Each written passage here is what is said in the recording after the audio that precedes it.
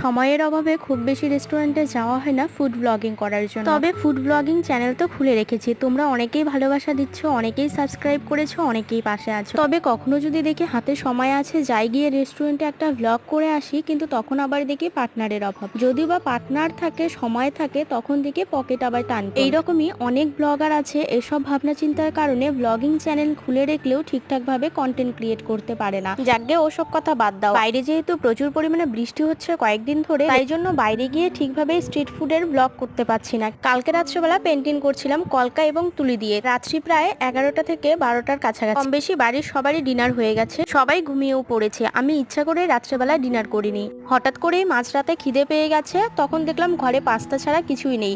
যেহেতু বাড়িতে হাঁস রয়েছে, হাঁস ডিমও দেয়, তাই জন্য ভাবলাম অনেক তো খাই দোকানের খাবার, আজকে না হয় বাড়িতেই খাবার খেয়ে নেই নিজের হাতে বানিয়ে। মোট 20 টাকার মতো খরচ হয়েছে পাস্তা বানাতে। এতটুকুতেই পেট ভরা পাস্তা খেয়ে